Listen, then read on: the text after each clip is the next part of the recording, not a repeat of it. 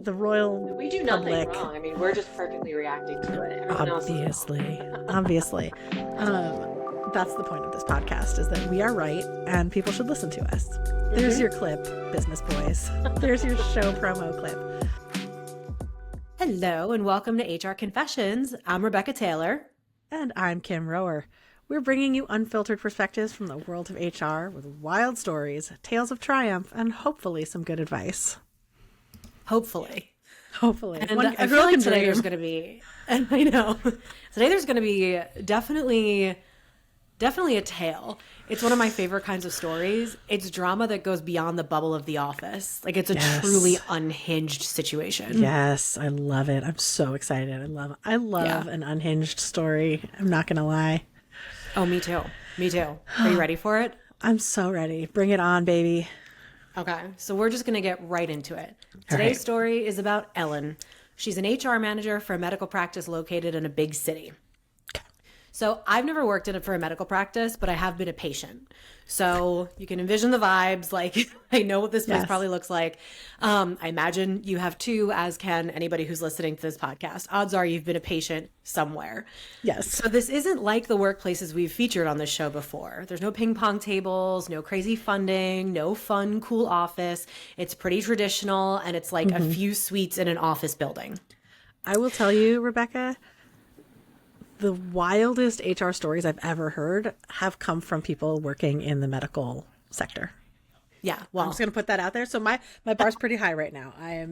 I got more excited when you said this is like in a medical practice. I just got even now that you know more hyped. Yes.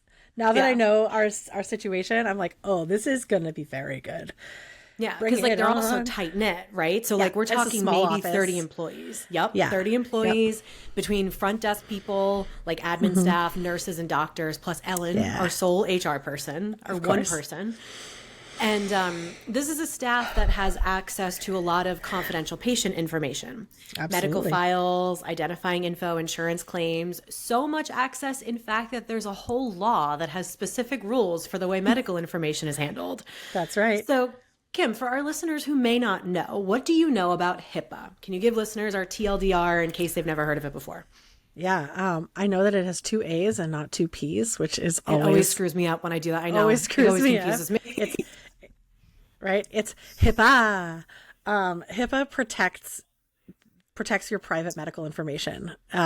It swears the owner of the information or the viewer of the information to secrecy and patient privacy. It's why you don't have to disclose medical conditions to your boss when you're taking medical leave. It's why your HR person doesn't have to know the details of why you need an accommodation. It is the law that protects your private medical information. Because you should be able to trust at least your doctor with your private information. At least if no one else, you'd want to trust at least your doctor and that it's going to be used correctly, right? I would hope so. Uh-oh. Yeah. So this practice has 5 doctors. It's a specialty practice. So think dermatology, podiatry, cardiology, you pick, it doesn't really matter, but it's not like family medicine. It's a specific specialty. What matters is not so much the specialty itself, but the fact that these doctors are highly trained and skilled in what they do. So they spent a long time getting really good at this niche thing that is part of their specialty. And they might be lacking some knowledge in other areas that aren't directly related to that specialty. Sure. Ellen likes working there. The hours are good. The staff is friendly. She doesn't deal much with patients unless she sees them in the small waiting room or when she's coming back from lunch or something. And the practice has a great reputation, so she's proud to be on the team. So setting up for like a really good situation for Ellen. Yeah. The office itself is on the smaller side, and the vibes are professional, but not overly friendly. And this is apparently a thing at medical offices and hospitals and things like that too. It's very hierarchical. So the doctors hang with the doctors, nurses with the nurses, admin staff with the admin staff, and then there's Ellen. She kind of falls into like that last category. Yeah. Because as we so often talk about, since she's HR, she's also kind of isolated socially. No one really wants to hang with her. But if she's going to align with anybody, it's going to be the admin people because she's not a doctor. She's not a nurse. That's right. So on this particular day, Ellen gets to work in the morning and runs into two doctors huddled by the coffee station whispering.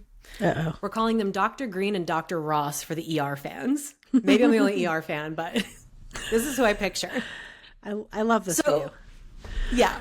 So it's not totally uncommon to like see two doctors huddled and talking because, you know, sometimes they'll consult each other on their cases if they need a second opinion.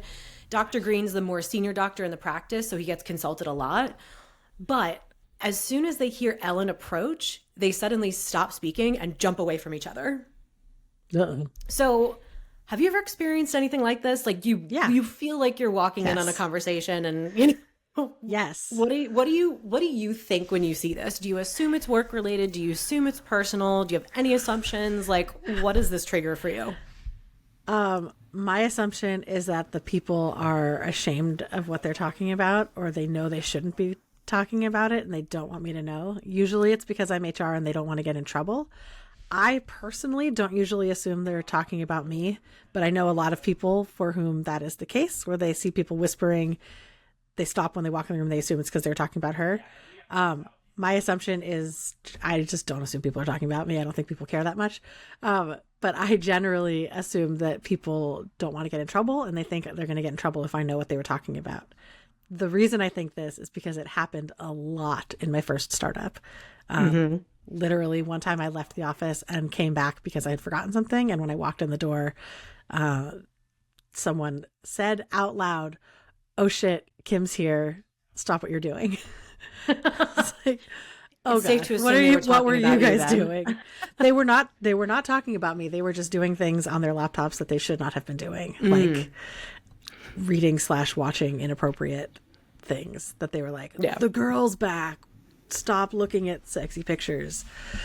Oh, boys. Yeah. These were early days. I was the only girl in the office. There were just a bunch of boys. Yeah, it's always hard when you're the only. And that's kind of where Ellen is right now, because she's like the only HR person. So she's like, is it because I'm just a person walking in on their conversation? Do they even realize that it's me? Does it matter that it's me? Or do they just not want to be overheard? Right. But so, you know, she sees them jump away from each other and she just sort of strolls in. She goes, "Good morning." She's just walking to the fridge to put her lunch away. Normal day. "Good morning, Ellen," they mutter. She goes, "Dr. Green, have you taken a look at the training schedule for next week? We have the communication skills trainer coming in." Uh-oh. And he goes, "I haven't yet, but I will. I don't know why we have to do this. There aren't that many of us and we all work just fine." So centering, she's like, "All right, well, this is more about communication with your other colleagues and patients, not really about communication among your fellow doctors. It's all to help us collaborate better and serve patients better." And he's instantly like, "Yep, got it. We'll be there." And the two of them leave the coffee area and they walk their opposite ways to their offices. Okay. So I'm nosy, so I'd be suspicious, because if this were a consultation, they would have walked away together. They would have continued their conversation, but it was clearly like all right, conversation's gossip. over. It was gossip. Yeah, it was gossip of some kind. So Ellen's mildly curious, but doesn't think too much about it. She goes about her day. She's prepping for those trainings next week. She's going through resumes. She's meeting with someone who's planning to be out on leave soon. All totally normal stuff in the day of Ellen. Mid-afternoon comes around. It's around the time the second lunch shift for the front desk crew is ending, so people are coming back after leaving for a bit. So like they'll leave, come back, whatever. Two of the front desk associates, Marla and Olivia, walk past Ellen's open door, and she hears the husband looked really mad. So Ellen is now listening. Oh, obviously.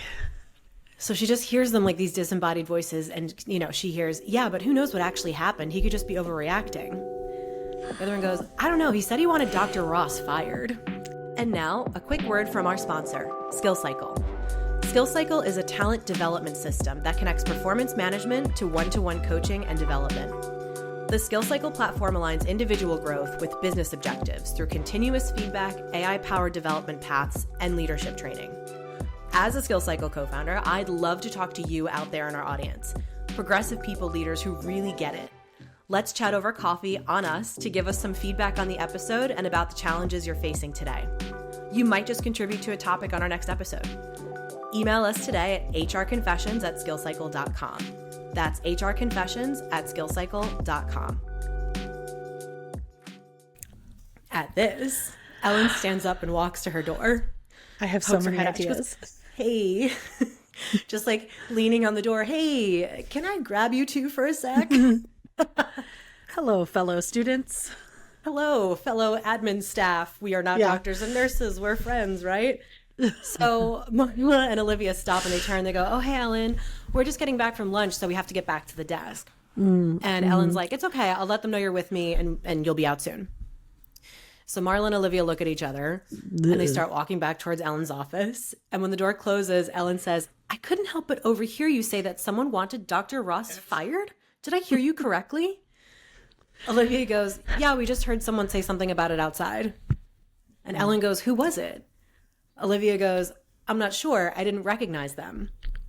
So Ellen says, so they're not an employee? And Marla goes, no, definitely not an employee. So here's what we got going on. It's a patient. Well, maybe it is. Maybe it's something else. My mind has already told, like, my mind has leapt ahead in the story, and I'm like, oh, Dr. Ross slept with a patient and her husband is mad. Or his husband is mad. I suppose this could be, I'm not making any hetero assumptions here. That's where I've gone. As a nosy lady, I'm like, I bet I know what happened. We'll bookmark that. Bookmark that. If I get it right, do I win a prize? You win my utmost respect, which I guess you already have, but you're going to win it even more. All right, I'm ready. Continue. So here's what we got going on. We potentially have someone about to come into the office demanding that Dr. Ross gets fired. Because remember, they heard this person on the street. Right. So Ellen's like, are they coming up here? It sounds like this person's angry. We have no idea who they are or what happened to make them so mad. And we have a waiting room full of patients because it's lunchtime, which is a prime time for people to come and get whatever it is checked on that this practice does. So how are you feeling about all this so far? Like, what do you do to prepare as much as you can for whatever's about to come in? Yeah. I feel nervous if I'm Ellen because I'm like, well, something's about to happen. And I don't like it when I know something's about to happen and I have no control in the situation. So I would probably ask these ladies, did it seem like this person was getting ready to come upstairs? They'll probably say, I don't know. So that's not going to actually yield any useful results. I probably, if I'm being honest, I would probably go to Dr. Ross's office immediately and be like, hey, bro, word on the street is there's someone downstairs who might be coming up to yell about you. Like, what can you tell me before I, as HR, have to like probably deal with this angry person? Because the patient's going to come in, or the stranger off the street is going to come in and demand to speak with Dr. Ross, or demand to speak with Dr. Ross's supervisor, and there's going to be no supervisor, so they're going to call HR. Like, the front desk person is going to call Dr. Ross. Dr. Ross is going to be like, tell him I'm busy, and then it's going to be HR's job to deal with. So I want to get as much information out of Dr. Ross as I can. Yeah. Ellen is on the same page. The first thing is she leaves her office to go look for Dr. Ross. And when she makes it to his office, which is all the way down the hall, she's just happy he's actually in there. Because what if he got there and he wasn't? Oh my God. So she goes, Dr. Ross, can I speak with you? And he goes, oh, yes, of course. But I was just about to step out for a bit. Can we speak when I get back? And Ellen goes, I'm afraid this can't wait. You might not want to go out there. And Dr. Ross goes a little pale. Like, you're only pale when you're scared because you know that there's something to be afraid of. Right. He was going to step out for a while because he knows this person's coming for him. Maybe. He was going to try to get out of there so he wouldn't be there when the person gets there. Maybe. Good thing his pal Ellen was there to protect him. To save him. Yeah. Yeah. So he's pale and he goes, okay, can I ask what's going on? And Ellen says, funny, because I was just about to ask you the same thing.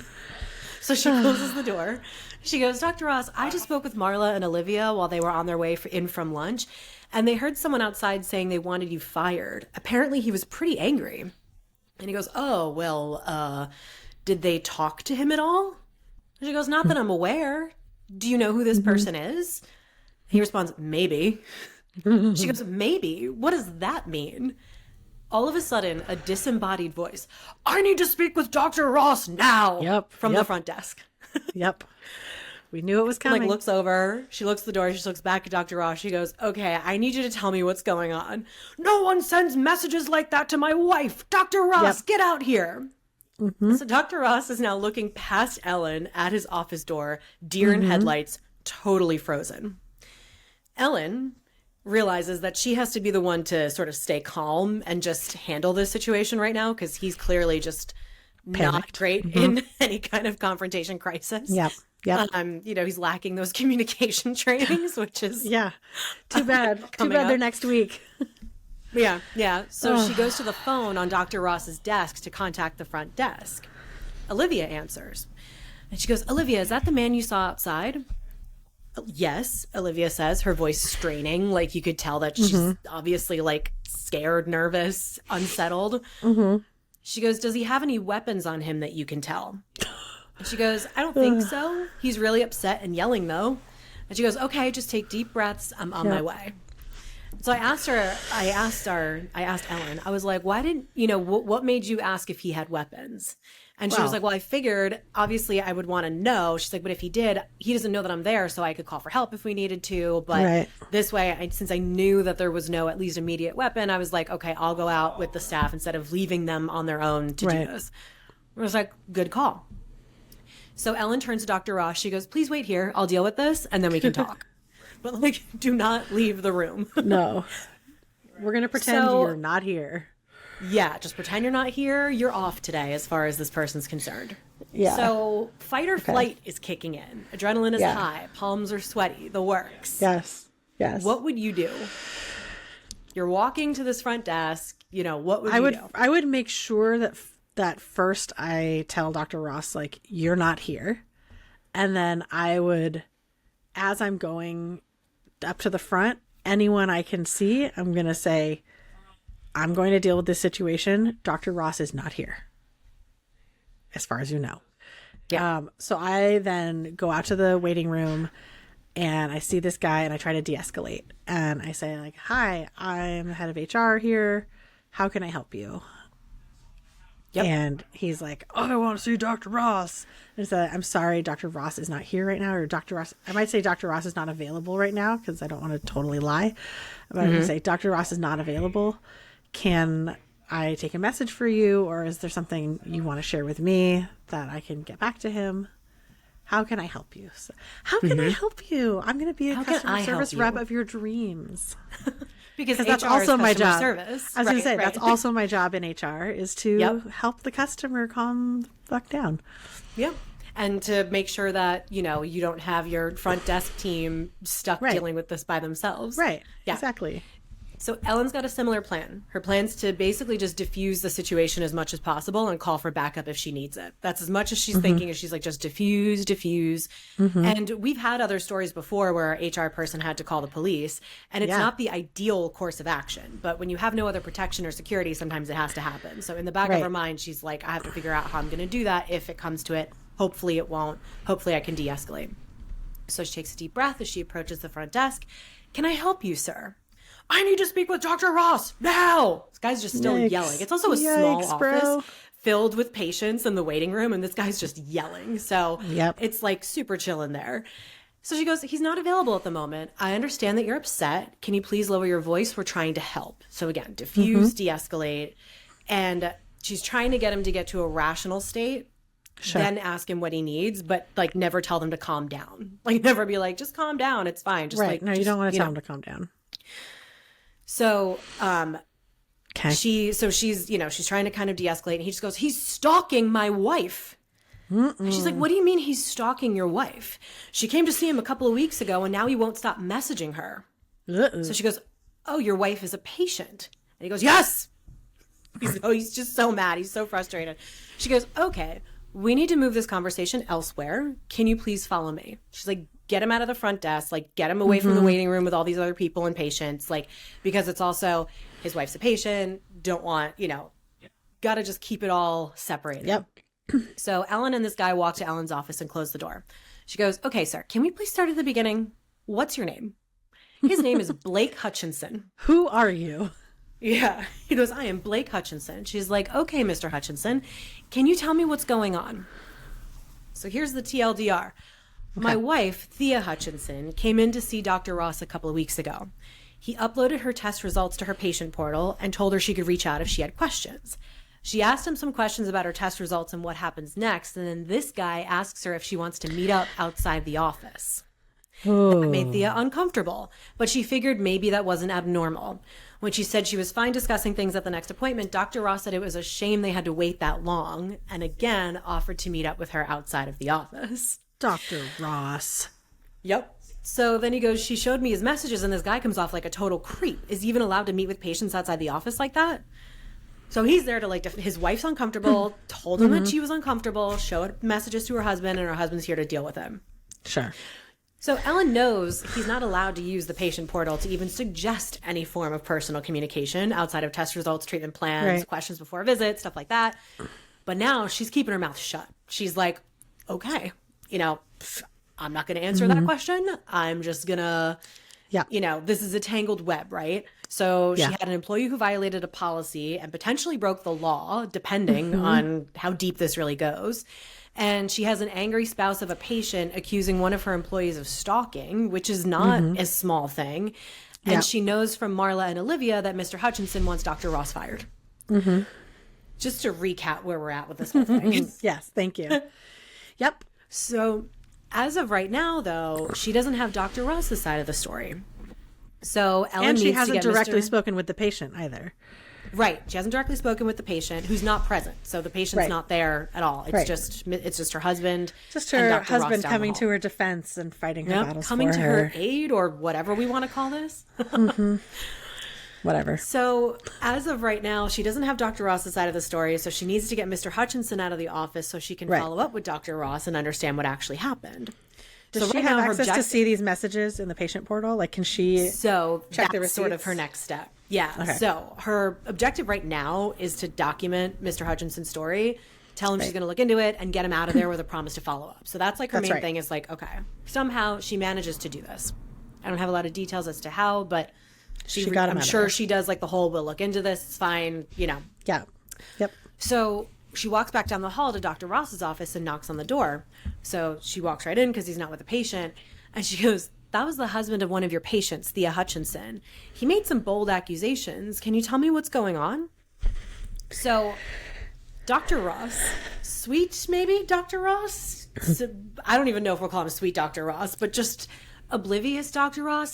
He then proceeds to tell Ellen about he just offered to talk to Thea outside of the office in case it made her more comfortable rather than being in the doctor's office. Like, oh, I don't know. I didn't think that was a big deal.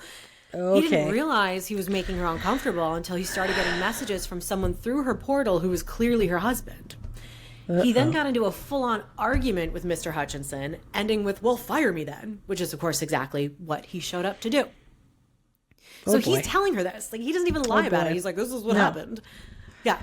So we're almost at the end. How do you feel? Whose side are you on? For listeners who are listening and not viewing, I am stupefied into becoming the blinking emoji guy, or the blinking meme. I hear the sounds like the blink, blink, blink. Like blink, blink, blink. What? Buddy. Now, without knowing Dr. Ross personally, I'll say there are two options here. One is that he is genuinely oblivious. I have met men, generally, it is like kindly older men who are like, back in my day, like, we would come to your house for a house visit. Like, this isn't weird at all. I have had bosses that were like that. I have had doctors that were like that. And they genuinely, as far as I could tell from my personal interactions with them, they genuinely did not see anything wrong with what they were doing. In fact, they thought it was like above and beyond kindly, like fatherly figure ways of acting. I have also encountered men who pretend that they didn't think anything was going on as a cover because they knew what they were doing was wrong.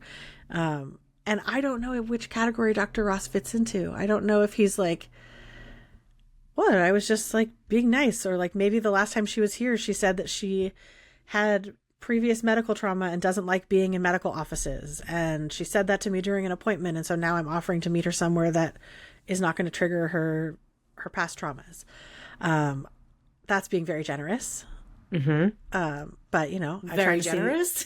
I'm trying to see lots of sides. Probably, in my no more men vibes that I'm in right now, probably what happened is he crossed a line and now he's trying to walk it back by saying he didn't think he did anything wrong. That's more likely what happened. But, in HR, we try to stay neutral and assess the situation objectively.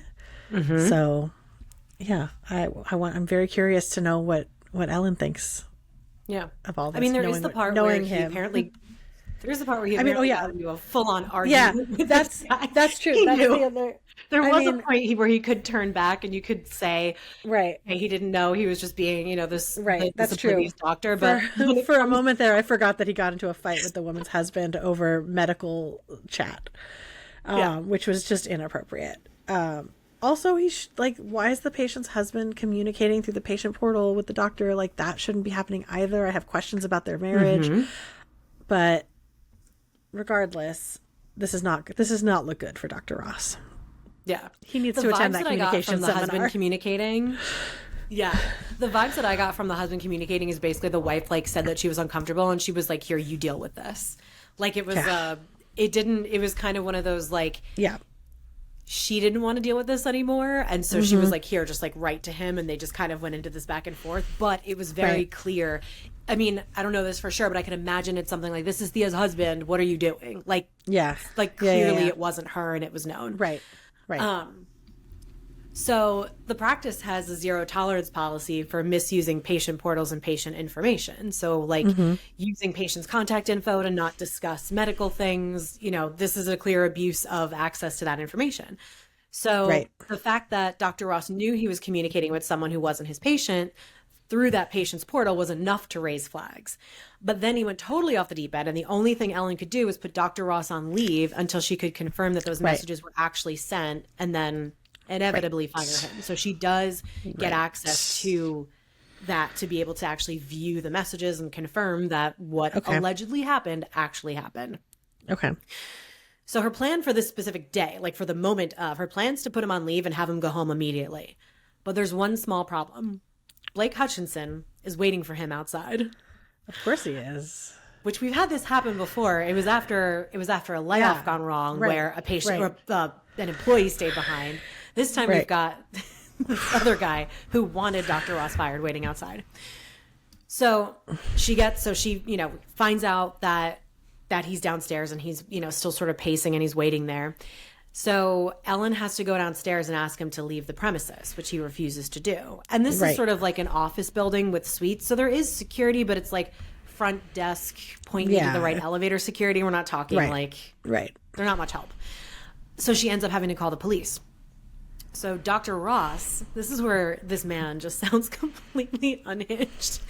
He came down while they were escorting Blake away, and Ellen gives him dagger eyes. She's like, "What are you doing down here?" Just wait. And because remember, Dr. Ross and Mr. Hutchinson haven't actually met. They've only messaged. Oh. So does he know what he looks like, though? He probably knows what Dr. Ross looks like, because you can look him up on... I don't think so. No? Oh, okay. I don't know. I mean, I don't think so, but what if he did? Yeah. What if it's on the website? So Ellen's just giving him these dagger eyes. She's like, "What are you doing? Why are you here? Why would you come down before you got the all clear when I specifically told you to wait because this man is waiting here to probably kick your ass?" Men. It's because men, Rebecca. Yeah. The answer is men. Well, I guess just tough guy, you're trying to get me fired, or just too much adrenaline. I mean, we don't make our best decisions when we're under duress. And so I would say that everybody was under duress. I mean, Ellen kept a pretty clear head given just the ridiculousness of this whole thing. But men basically under once Blake was officially gone, Dr. Ross left the building and just never came back. So Ellen formally fired him. Wait, he just ghosted his own practice? He just never came back. He just left and never came back. Oh my God. So, I mean, I was not expecting that. That's amazing. Power move. It's kind of like that the episode that we did with the burger joint where the employees knew that they were going to get fired because they let the celebrity run the register. I don't remember what we called him. But it's kind of like that, but he just knew that it was happening. So he's like, "You know what? I just don't want to sit here and have to listen to you fire me. I'm just going to leave." Was he definitely going to get fired though? Maybe. Yes. I don't know if because she did confirm that those messages were sent. She was able to look in. She saw that they were sent. Yeah. And to this day, we have no idea what he's up to. We have no idea where Dr. Ross went. We can't find him on any, and this is a specialty practice. So it's not like there's an abundance of them. It's not like when you like lose track of a salesperson or an engineer, right? Where there's like so many of them. It's like this highly specialized. I want to think he like went into witness protection or something. Maybe he went into hiding. He was never Dr. Ross to begin with. Like he changed his name. He moved to another county. Yep. He's like, yep. Oh my God, he's out there somewhere. He's still out there somewhere. That's what's a little bit scary though, is that he's still out there somewhere. Yeah, so he's still out there somewhere, and he's probably still practicing medicine, but no idea where. Oh, that makes me feel even more uncomfortable. I want him to learn his lesson and not be out there. I want a lot of people to learn their lessons, but it takes them a while. That's, we said, Rebecca, that these would be timeless episodes because they're not focused on, single events or points in time or things. But I especially want people to learn their lessons right now and want men who abuse their power to see justice. Yeah. Dr. I mean, it'll Ross. be nice to see if anybody who abuses their power, especially like receives justice, because it's especially when you're in a position of power, like a doctor, where you're dealing with vulnerable people and vulnerable situations. That's why there are laws to protect patients. And, I mean, I want to just kind of put on my recruiter hat and find where Dr. Ross is and see like what he's up to. I really do. Like, I really want to find him. Maybe he's like a zookeeper now or something, or just doing something completely different, or just living his life. I'm going to laugh because probably, given the way this damn world works, probably he's like a public speaker who talks about like trust in the medical practice, or he's like I don't know. I feel like people like this end up in positions where you're like, you are the last person who should be teaching a course on this. He's like teaching the communications. He's teaching the communication seminar now. Yeah, he shows up the next week and he's just like wearing a wig and a different name, and he's like, "Hello, I'm John. I'm your trainer now. I did this whole experiment to show you exactly what not to do, and here are the results." Maybe it was just a whole social experiment. It was the long game. He was playing the long game. He's as a doctor. He was playing chess, not checkers. Yeah. He's like, first I had to become a doctor. Spent years. Then I had so that I could achieve my dream of being a communications instructor for this company. I had to probably break the law. Still not really entirely clear on that one, but probably. But they say you don't know if you don't know how to break the rules until you know the rules. So I guess that's where it came from. That's HR. That's HR. Yep. And that's Ellen. Poor Ellen. I just like the idea. I want Ellen to have closure. She's not going to have closure. I want Ellen to have on closure this. too. That sucks. Well, the good thing for Ellen is that she doesn't have to deal with this guy anymore. True. And I mean, I just and found the it office so has funny. enough gossip to last them a lifetime. I mean, apparently there's a lot more where that came from because, like you said, medical offices have a lot of drama. Small specifically like small medical offices for some reason, like dental practices. These like small like niche specialty practices, they tend to have the highest rates of cuckoo bananas drama. Yeah. And I mean, talk about bringing your whole self to work, though, like work-life integration. Here I am, deal with me in your private patient portal. Yeah. I mean, like my OBGYN and I exchange social messages via the patient portal, but that's just because that's the only way we get in touch with each other and we like each other. And so I send her pictures of my kids and she tells me what her kid's up to. But that's, consensual. We don't hang out outside of the office to get test results. You're not setting a boundary. You're not saying you're making me uncomfortable. You as the patient have the right to opt out of that. And if your doctor keeps on talking to you and you've asked them not to, that's when it's a violation. If it's consensual, mutual, that's a different thing. Yeah. I find it funny because I'm like, was that what he was talking to Dr. Green about at the beginning? Was he like, probably. Oh, right? Like, I'm kind of curious, what was the time, like the length of time between when he said, why don't you just come fire me then or get me fired, between that and the time frame of this story? I'm guessing it was like short. Close it was together. A short time frame. It was a short window, like the day right? before. Yeah. Yeah. So I wonder if I assume that's what they were talking about, that he was like, oh, I might have taken it too far with this client. Like I told him to come fire me. And then like, what if he does like, come dude, fire me? this guy's going to like, come after me. Will you protect me? Right. Right. Like I'm assuming that that's what they were talking about. And I could see not wanting HR to know about that while you're talking about it, even though, you know, the right thing to do would have been to come to HR and be like, yo, Ellen, I made a mistake. Something happened. I've made a huge mistake. Pull your best, like Job Bluth, and admit that you've made a huge mistake, and let Ellen help you fix it before it gets out of control. But that's the thing about people who do this kind of stuff, though. Like they don't think they're going to get caught. No. Yeah. I was going to make a generalization about like male doctors in specialized small offices, but that's pretty niche and maybe not totally true, but it's definitely a stereotype that like doctors have this kind of God complex, and these like really specialty people who work in small private practices can get away with a lot more because they're specialists is the word I was looking for. Yeah. Specialties. They're specialists. They're specialties. They're the specialtiest, and so they can do what they want, is what they think. Anyway, I hate this for everyone involved. I want Ellen to have closure on this and know that Dr. Ross is not out there harassing people, but I don't think she's going to get that. There's like a part of me that wants to go to Dr. Green and be like, where is he? Like, because he has to know. Someone has to know, but no one's revealed anything. So, you know, because that's also the loyalty. So it's the hierarchies too. It's like the doctors probably know what's up, but like Ellen's not going to know. Yeah, I would be surprised if his like BFF in the office doesn't know where he is now and if he's alive, and like was what's his name, Mr. Hutchinson, Mr. Hutchinkins, Blake Hutchinson. Is he like secretly in the mob? Did he like see Dr. Ross on the street after, because they left at around the same time?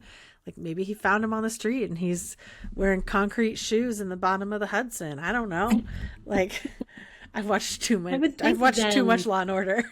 Yeah, I'm like, I would think then that like Dr. Green would be like, oh, Dr. Ross, something happened to him. He's disappeared. Like, that's the reason why I think it's so funny that he disappeared and not concerning, because it's like, it doesn't seem like the people who knew him were concerned. It just seems like they're just like, oh, well, I'm just going to go. He's gone now. Yep. He's moved to the Cayman Islands.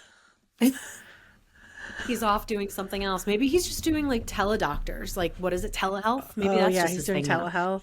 Oh boy. Maybe he founded a new patient portal company, one that's blockchain and encrypted so that nosy husbands can't read your messages to your patients.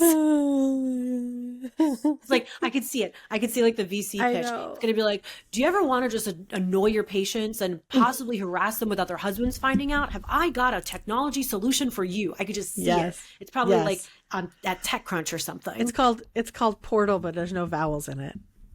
It's just PRTL. Yeah. And the logo is like it's like white text and it has like dots, almost like a colon or something, like not like a doctor, not like a body part, but like grammar punctuation. It works two ways. It's a colon. It's a kidney. Wow. Okay. Yep. That's it. That's all. I really want to find this guy now. I know, me too. I want to find him. So here's the thing: if you're a recruiter listening to this, like I feel like I'm failing my own recruiting background. Like, see if there's like something about a doctor who disappeared. Like, I don't have a lot of identifying information on purpose because we need that LinkedIn premium ourselves. Yeah, but who knows? Oh, yeah. And let's get a PI on the case. Yeah. I know. I'm gonna see if we have any follow-ups, down the road and see if they had, because this also happened a while ago. So I would think if he was gonna come back, he would come back. I want the deets. If we have a coda, we will get back to you, dear listeners. We will find out what happened to Dr. Ross. And thank you for always listening to these stories. That's all for today's episode. And if you out there listening want to submit your own confession, there's a link in the show notes where you're listening to this. And we'd love to hear any other thoughts or input from our listeners. So please follow us on social media or email us at hrconfessions@skillcycle.com. Have a good day, everyone. Bye.